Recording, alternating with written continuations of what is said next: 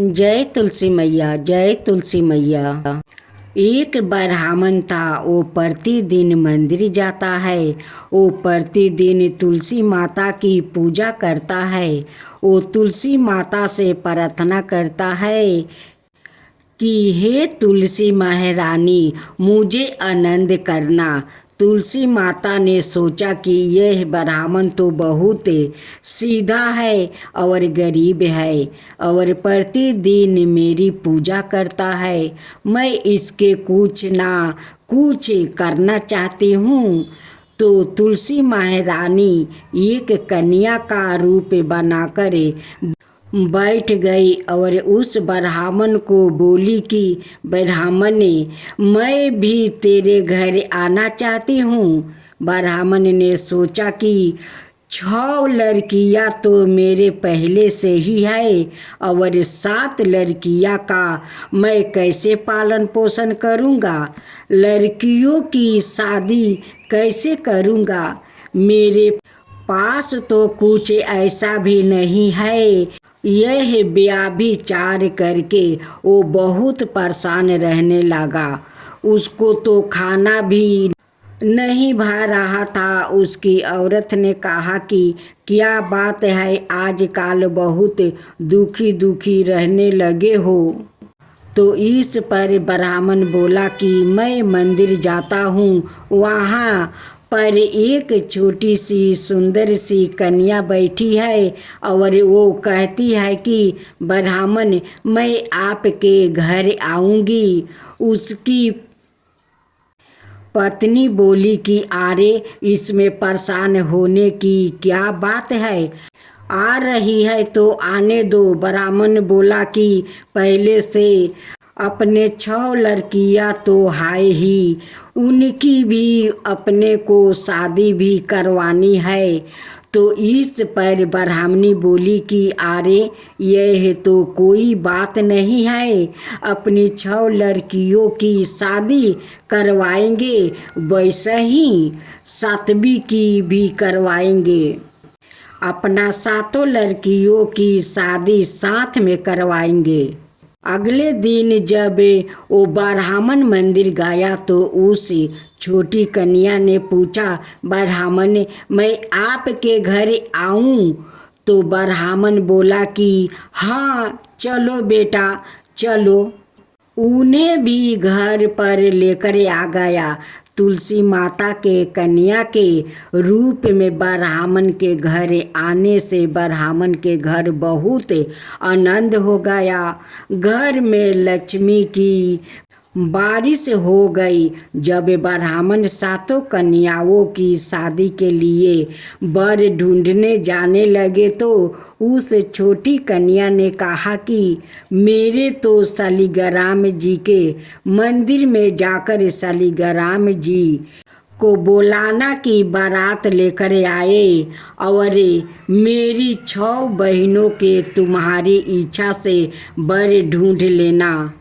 तुलसी महारानी के मेहरबानी से उसके तो सब जेवर कपड़ा खान सब तैयार हो गया और अच्छी धाम धूम से उनकी शादी हो गई और उस ब्राह्मण के तुलसी माता प्रसन्न होकर घर में धन भर दिया। हे तुलसी माता, जैसे आप उस ब्राह्मण पर कृपा किया वैसा ही सबका ऊपर कृपा करना। हे तुलसी माता। जय तुलसी मैया, जय तुलसी मैया। एक बुढ़िया थी, उसको तुलसी पूजा करने का नित्य का नियम था। वो प्रतिदिन खाना खाने से पहले पूजा करती है और उसके बाद खाना खाती है। वो तुलसी माता से प्रतिदिन प्रार्थना करती है कि हे तुलसी माता, खान खीर का भोजन देना, पाट पीतंबर का वेश देना, योगी जैसी मौत देना, स्वर्ग का वास देना, राम लक्ष्मण की कंधा देना, सीता जी के चाल चलावा देना। यह सुन सुन कर तुलसी जी सूखने लगी। राम लक्ष्मण उधर से निकल रहे थे तो उन्होंने पूछा, तुलसी जी से कि आप सूखे सूखे क्यों जा रही हो। तब तुलसी कहती है कि एक बुढ़िया है, रोज मेरी पूजा करती है और वो मुझसे खाने का लड्डू मांगती है, खेलने को भाई मांगती है, खान खीर का भोजन मांगती है, पाट पीतम्बर का बेस मांगती है, आपकी कंधा मांगती है, सीता जी के चाल चलावा मांगती है, सरग का बास मांगती है, योनियों सी मौत मांगती है। बाकी सब तो मैं दे दूं, पर आपकी कंधा कहाँ से दूं और सीता जी का चाल चलावा कहाँ से दूं। राम जी और लक्ष्मण जी तुलसी जी से बोले कि आप हरे भरे हो जाओ, सब हो जाएगा। कुछ दिनों बाद बुढ़िया मर गई। लोग इकट्ठा होने लगे, बुढ़िया को ले जाने के लिए तैयार करने लगे। उठाने लगे तो वो इतनी भारी हो गई कि उसको लोग उठा नहीं पाए, उसको हिला भी नहीं पा रहे थे। लोग कहने लगे कि बुढ़िया इतनी भारी कैसे हो गई, वो तो देव दर्शन सब करती थी, क्या वो कोई जादू टोना करती थी जो इतनी भारी हो गई है। इतने में राम लक्ष्मण और सीता जी आए। सीता जी ने चाल चलावा किया और राम लक्ष्मण ने कंधा दिया और बुढ़िया तो सदैह बैकुंठ को चली गई। भक्तजनों, आइए हम लोग तुलसी माता के कथा सुनते हैं। एक कन्या थी, जब वो थोड़ी बड़ी हुई और उसका समझ में आने लगी, तब से ही वो तुलसी माता जी की पूजा करने लगी। उसके प्रतिदिन का नियम था कि तुलसी माता जी का पूजा करने के बाद ही खाना खाती थी। जब वो कन्या शादी के लायक हुई, तब उसके माता पिता ने उसकी शादी करवा दिया।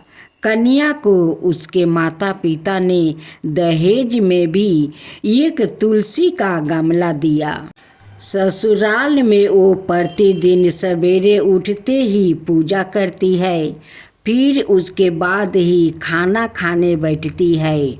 उसकी 2 जेठनियाँ थी, वो दोनों उसका मजाक उड़ाती थी कि बड़ी नियम धर्म वाली बनती है।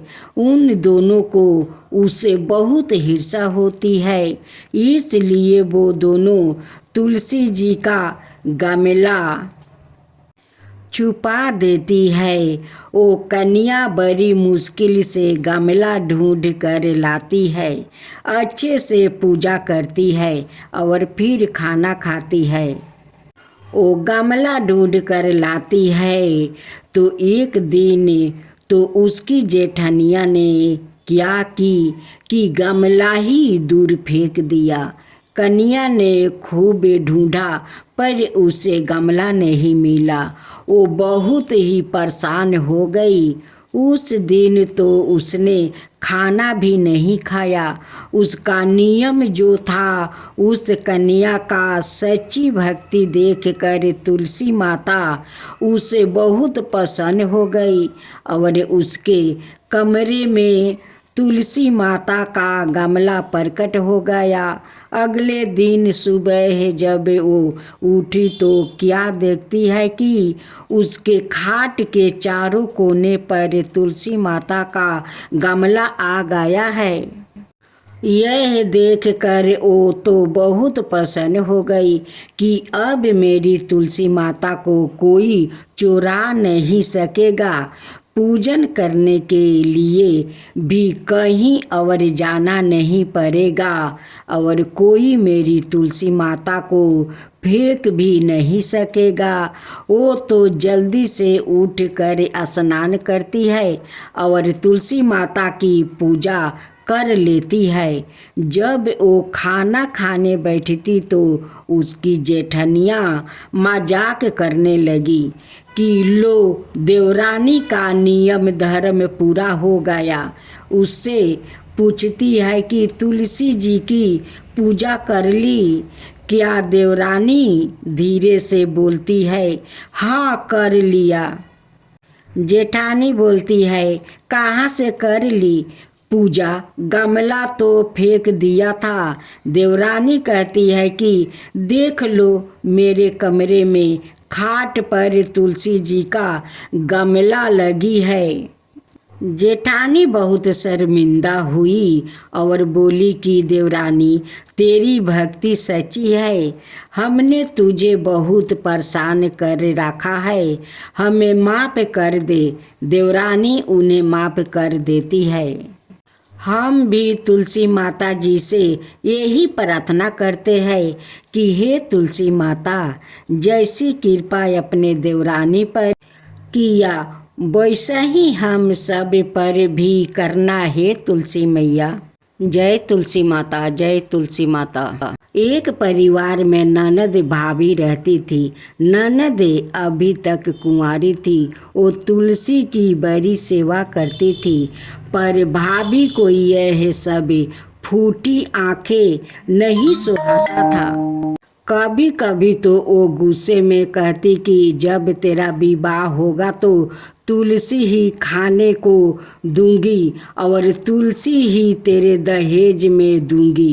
यथा समय जब ननद की शादी हुई तो उसकी भाभी ने बारातियों को सामने तुलसी का गमला फोड़ कर रख दिया। भगवान की कृपा से वो गमला स्वादिष्ट व्यंजनों में बदल गया। गहनों के बदले भाभी ने ननद को तुलसी की मंजीरी पहना दिया तो वो सोने के आभूषण में बदल गई। वस्तु के स्थान पर तुलसी का जनेऊ रख दिया तो वो रेशमी वस्तु में बदल गया। ससुराल में उसके दहेज आदि के बारे में बहुत बड़ाई हुई। इस पर भाभी को बड़ा आश्चर्य हुआ और तुलसी जी की पूजा का महत्व उसकी समझ में आ गया। भाभी की एक बेटी थी। वो अपनी बेटी से कहती कि तू भी तुलसी की सेवा किया करे, तुझे भी बुआ की तरह फल मिलेगा। पर बेटी का मन तुलसी की सेवा में नहीं लगता है। बेटी के विवाह का समय आया तो भाभी ने सोचा कि जैसा व्यवहार मैंने अपनी ननद से किया उसी के कारण उसे इतनी इज्जत मिली, क्यों ना मैं अपनी बेटी के साथ भी वैसा ही व्यवहार करूं। उसने तुलसी का गमला फोड़ कर बरियातियों के सामने रख दिया, परंतु इस बार मीठी मीठी ही रही मंजीरी। वो पत्ते भी अपने पूर्व रूप में ही रहे और जनेऊ जनेऊ ही रहा। सभी बाराती भाभी की बुराई करने लगे। ससुराल में सभी बेटी की बुराई कर रहे थे। भाभी ननद को कभी घर नहीं बुलाती। भाई ने सोचा मैं ही बहन से मिल आऊं। उसने अपनी अच्छा पत्नी को बताई और सौगात लेकर जाने के लिए कुछ मांगा। भाभी ने थैले में जुआर भरकर कहा और तो कुछ है नहीं, यही ले जाओ। वो दुखी मन से चल दिया। भाला बहन के घर कोई जुआर लेकर आता है। बहन के नगर के समीप पहुंचकर उसने एक गौशाला में गाय के सामने जुआर का थैला उलीट दिया। तब गौ पालक ने कहा, ए भाई, सोना मोती गाय के आगे क्यों डाल रहे हो? भाई ने उसको सारी बात बता दिया और सोने मोती लेकर प्रसन्न मन से बहन का घर गया। बहन ने बड़ी पसंद। आज आप सुनिए एक साथ माँ तुलसी का 5 भजन। भक्त जनों, आज आप सुने वृंदा और जलंधर की भजन।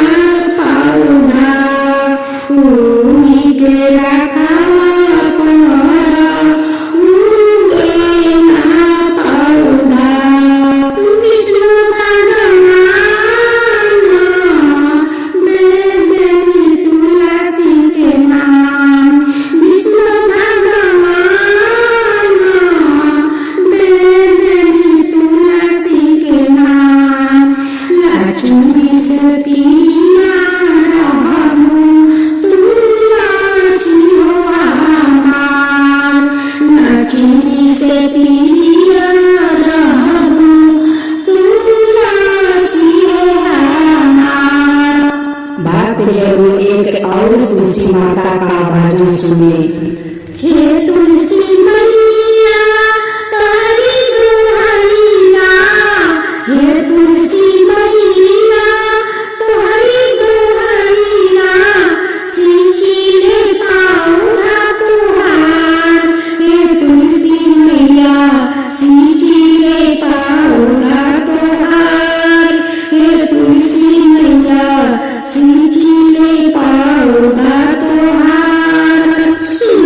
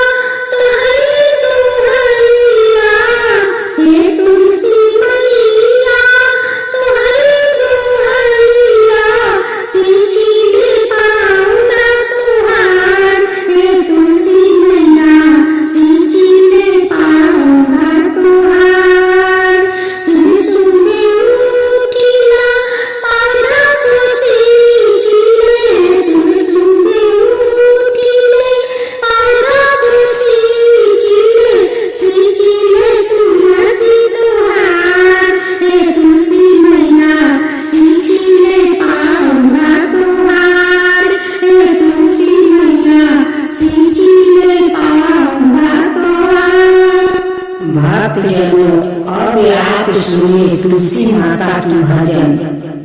गंगा किनारे मोरा गाँव हो, घरे पहुँचाना तुलसी मैया। गंगा किनारे मोरा गाँव हो, घरे पहुँचाना तुलसी मैया। घरे पहुँचाना मोहे माई से मिलाना, घर पहुँचाना मोहे